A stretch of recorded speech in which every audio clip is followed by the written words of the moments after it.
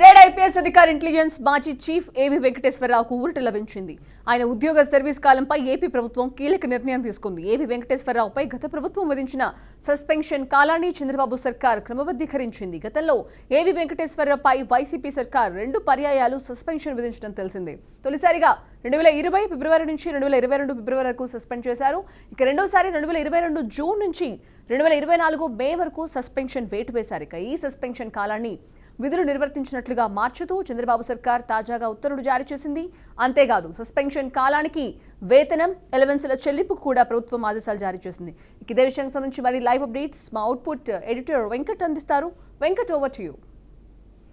Sanjana, YCP ప్రభుత్వంలో తీవ్ర ఇబ్బందులకు గురైన రిటైర్డ్ ఐపీఎస్ ఏబీ వెంకటేశ్వరరావుకి కూటమి ప్రభుత్వంలో ఊరట లభించింది. ప్రధానంగా వైసీపీ ప్రభుత్వంలో ఆయన అంటే కొంతమంది అధికారులు ఇబ్బంది పడ్డారు. బట్ అందులో మొదటి ప్లేస్లో ఉండేది ఏబీ వెంకటేశ్వరరావే.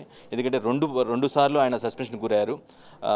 అంటే దేశ భద్రతా చట్టాలు ఉల్లంఘించి కొన్ని నిఘా పరికరాలని అక్రమంగా కొనుగోలు చేశారు, తద్వారా లబ్ధి పొందారనేది ఆయన మీద ఉన్నటువంటి అప్పటి ప్రభుత్వం మోపినటువంటి అవినీతి అభియోగం. సో దీంట్లో ఈ నేరం మీదే, ఈ అభియోగం మీదే ఆయన్ని 2 సార్లు సస్పెండ్ చేసింది. అది 2 సార్లు టర్మ్ 2020 ఫిబ్రవరి నుంచి 2022 ఫిబ్రవరి, అంటే ఎగ్జాక్ట్గా 2 ఇయర్స్ పాటు ఫస్ట్ టైం చేశారు. నెక్స్ట్ 2022 జూన్, 2024 మే, ఆల్మోస్ట్ సంవత్సరం 11 నెలల పాటు, అంటే మొత్తం 2 కలుపుకొని 3 సంవత్సరాల 11 నెలల పాటు ఆయన్ని సస్పెన్షన్ని గురి చేస్తూ గత ప్రభుత్వం నిర్ణయం తీసుకుంది. ఆ కాలం సస్పెన్షన్ కాలాన్ని ఇప్పుడు కూటమి ప్రభుత్వం రెగ్యులరైజ్ చేస్తూ ఒక కీలక నిర్ణయం తీసుకుంది. సో ఆ సస్పెన్షన్ కాలం ఏదైతే ఉందో ఆ కాలం మొత్తానికి వేతనంతో పాటుగా అలవెన్స్లు మిగతా అన్నీ కూడా వర్తించేలాగా ప్రభుత్వం నిర్ణయం తీసుకుంది. ఇది కొంచెం ఏబీ వెంకటేశ్వరరావుకు ఊరటనిచ్చే అంశంగానే మనం భావించాల్సిన అవసరం ఉంటుంది. ఎందుకంటే ఆ స్థాయిలో ఏబీ వెంకటేశ్వరరావు మీద అప్పటి ప్రభుత్వం పెద్దలు కావచ్చు, ప్రభుత్వంలో ఉండే ముఖ్యులు కావచ్చు, వీరంతా కూడా చాలా సివియర్ కామెంట్స్ చేయడం, సివియర్ అవినీతికి పాల్పడ్డారని ప్రెస్ మీట్లు పెట్టి మాట్లాడడం, కానీ ఈ విధంగా